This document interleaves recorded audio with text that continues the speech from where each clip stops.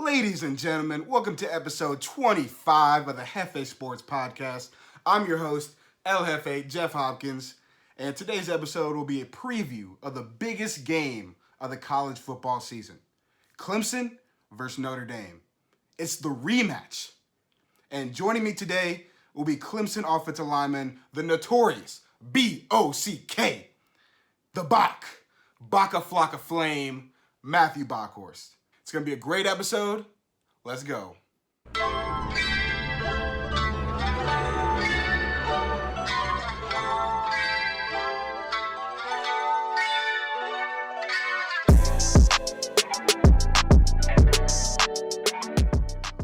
Matt, as I said, the ACC championship is this weekend, man.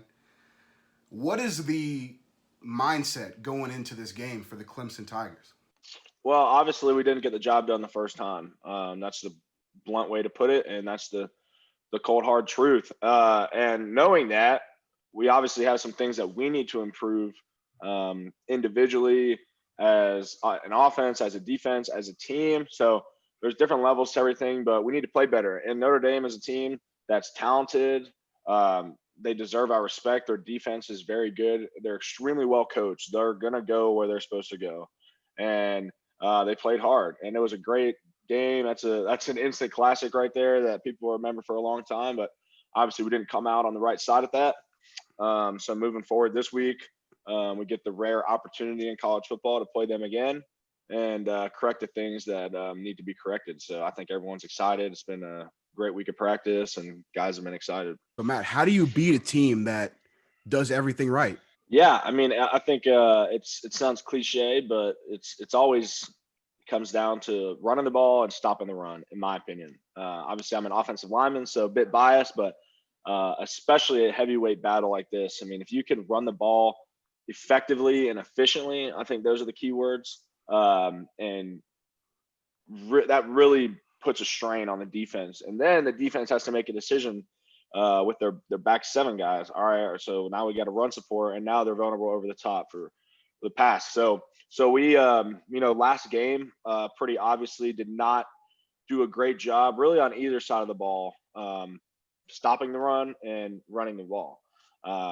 We've got a pretty talented running back behind us, Travis Etienne. We didn't give him enough opportunities consistently to do his thing, and obviously Notre Dame is going to scheme us up and try their best to constrict them, but it's no excuse. And moving forward, I know that we really, really understand the importance of getting that running game going, and also allowing Trevor to make the plays in the air when needed.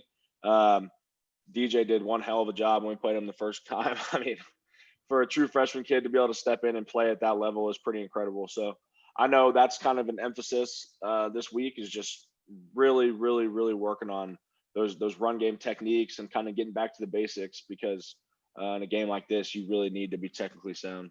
Was this a different mindset going into this game from the past time you guys played them? I wouldn't say so. I think that we're always confident. At Clemson, we have the luxury of winning quite a bit, and the rare time that we don't win, I think it humbles you a little bit, but it also kind of gives you a renewed sense of energy. And the coaches always say sometimes the stove's hot, and sometimes the only way to find out is to touch it. Mm-hmm. And we touched the stove, and it was hot. So I think having that experience, obviously, the only thing it took off the table for us was we can no longer have an undefeated season, but every goal we want to accomplish, winning the conference and winning the bowl game, hopefully in the playoff to the national championship, is all there. So really just need to correct going into this week. And like I said, guys have been excited. They know the opportunity we have in front of us, and they know what we need to correct in order to change the outcome this time. Yeah. And a guy like Trevor, who missed the game last week, have you been in contact with him? How's he feeling about this game? Yeah, Trevor's excited. I mean, Trevor, what a great leader he is. And he only has one loss in his career. That was the national championship last year, which is crazy to think about. So I know he's excited. Obviously, he was bummed he didn't get to play last time. I know we all really we really appreciate DJ for the job he did and stepping in there and doing what he could to help us win the game. But I know Trevor's excited to get his shot and hopefully make a difference and get us over the hump. Yeah, yeah. So, Matt, I was looking on you guys' Instagram today at Clemson Tigers. So, this is going to be a big game for you guys, other than on the field play, but you guys are also breaking out the Orange Britches. Can you tell me a little bit about what that means to the Clemson culture?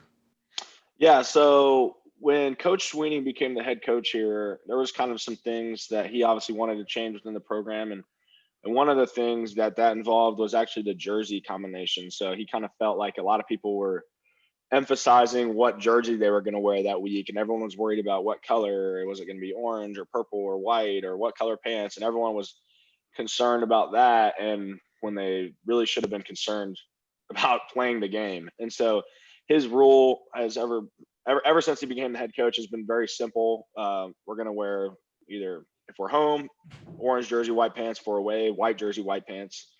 One time a year we wear all purple for military appreciation.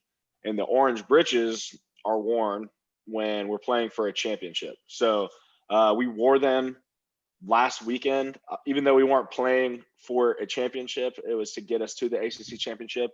And in a traditional year, we'll do that where the game that we have the opportunity to clinch the division of the ACC that we're in, which would send us to the ACC game, we do that as well.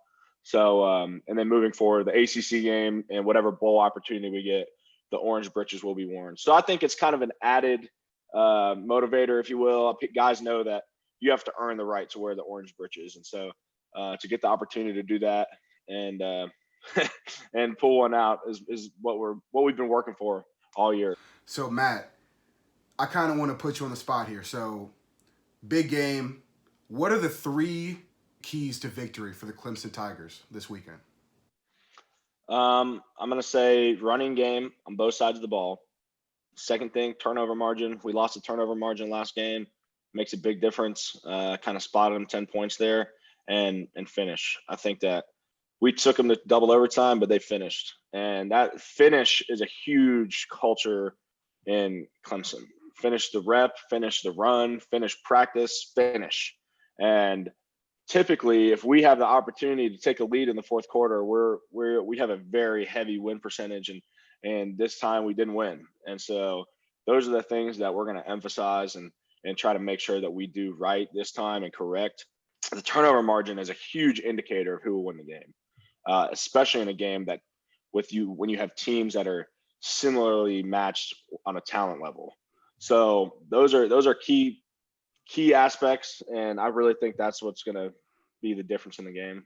So, Matt, we talked about it on the last podcast episode, your history with Notre Dame. So another chapter was added in your history for Notre Dame, I guess, where you got injured in the last game. So what is this next game going to be like for you, and where is your head at as you're going into the game? Yeah, that's a great question. I'll tell you what, going down in that game, obviously the game meant a lot to me. It's something that I've looked forward to for a long time. And going down and not being able to come back in the game was incredibly humbling. It's only the first time I've ever actually gone down on the field in my college career. And some things are just not in our control. And it's crazy how things work out. And to sit there and watch the game on the sideline and kind of feel a little helpless and feel like I let my teammates down was not a good feeling. And to get the opportunity to get another crack at it it's all you could ask for. And it's we don't often get mulligans in life, and to be able to correct that and get another shot at it and correct the mistakes that were made at that game in South Bend, we're lucky to have that shot. And any other year ever in college football, we would not have that shot. But this year is different. And that's just kind of how 2020 has been, man. It's crazy. You never know what you're going to get. And you just got to roll with the punches. Rolling with the punches. That's a perfect segue to a new topic with my podcast. So I'm starting a new segment. It's called Stay Wavy. And with this segment, I'm going to ask you, Matt, give me a time where you've been dealing with adversity. Everything seems to be coming down on you, but somehow, some way, you've stayed calm, you've stayed collected, and you've stayed wavy. No, I'm gonna go with this past week. So this past week was finals week, and rewind to Sunday. We had played Virginia Tech Saturday night in Blacksburg, and a lot of people don't know we don't stay in a hotel after the game. We got to fly home right after the game, and so we got home about 5 a.m. Had to get probably 5 hours of sleep, and then I had to wake up, start studying for finals. I had a final Monday, Tuesday, Wednesday, and Thursday. We still had practice this week. Had some early mornings, some 4:30s, some 5:30s. Studying late. I was at the football facility till 10, 11 some nights. Just trying to grind it out because I am now graduating, which is an awesome feeling. Congratulations, thank you, Mr. Bockhorst. But this past Sunday, I was not so sure. I did not have the bag secured just yet, and it was I think everybody knows that feeling when you just feel like you've got the weight of the world on your shoulders, and it's like you're supposed to eat an elephant and you just don't know how to start. And I think it's just one of those things that for me, and this is a great lesson in life, like there's some tasks that seem so monumental and so like you can never get it done. There's no way you're gonna be able to do it, and it feels like this insurmountable task, and you just got to take it one step at a time.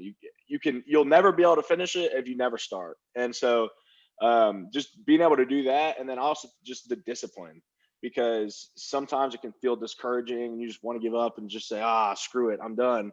And you just have to have the discipline. You've got to wake up at 4:30. If you want to pass this class, you want to graduate, you've got to do it.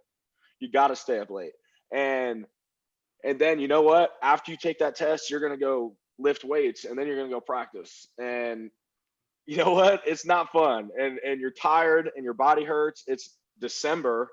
You've been playing football for 20 weeks and you've been in school for 3.5 years and you're tired, and you just got to keep going, and you've got to push through. And everybody has those times in their lives when you on Sunday, you look at the week ahead and you're like, I don't know how I'm going to get through, but you know what? You get through it. And that's one of those things that sometimes you just gotta, there's a corny quote, but it really is, it's true. Life isn't about waiting for the rain to pass. It's learning how to dance in the rain. And you gotta, hey man, in 2020, if you haven't learned how to dance in the rain yet, then you're probably stuck inside, because there's a whole lot of rain this time of year. So it's one of those things that, like I said, it's a great life lesson, and something that I think as we've kind of gone through our experiences, and I know my experience as a student athlete has really taught me to you just got to roll with the punches. You got to dance in the rain, and you got to dance in the rain. You got to find a way, man. So Matt, dancing in the rain, what is your signature dance move? Oh, I'm not good at dancing. Come on, Matt. Don't even give me that. I've seen you so many times in high school. Break out the Bock dance move, man. Come on. All right. I mean, yeah, I could dance, but my signature party trick is easily the splits. Easily, it's for somebody who's not educated on the topic. To see a man of my stature do the splits, it's funny. And my friends give me a hard time because I do it all the time. They're like, "Oh yeah, Bock's doing the splits again."